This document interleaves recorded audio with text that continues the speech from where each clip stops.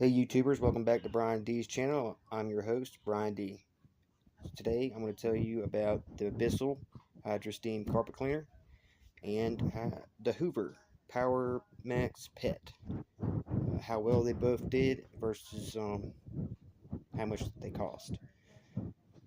They finally came out with a machine, or Bissell did anyway, finally came out with a machine that uses steam.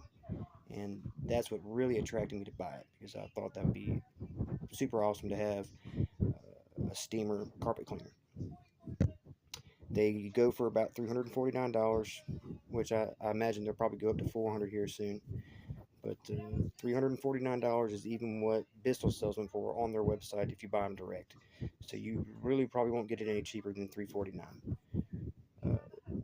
When you get it, I've already did a video on unboxing it, how to put it together, and all that. So if you get a chance, check that out. But as far as how I did like, the things I did like was it has a steam pre-treat. So when you first get the machine, you plug it in, your first light that'll come up down here is a steam light. When you turn it on, you can just do a steam pre-treat of an area. So any spot that you want to pay a little bit more attention to, you can steam it before you clean it.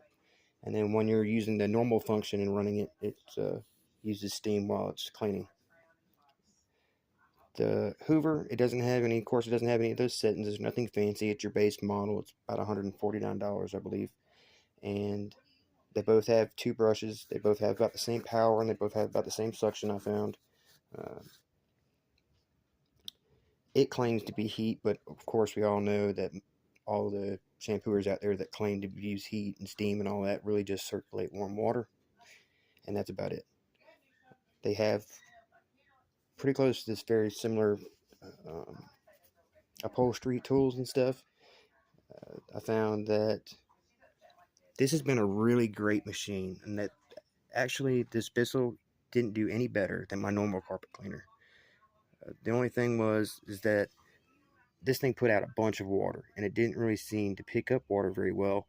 I found myself having to put my hand on the front of the machine on this commercial carpet to get it to pick up a lot of the water. So it was a lot of work to use the machine.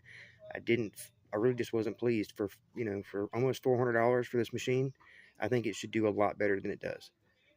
It should have at least an adjustment so that you could lower you could do commercial carpet with this thing. So really you can't without having to do a lot of work. Um, as far as the tanks and stuff and how they sit, I love that. That's great. Everything sits really nice.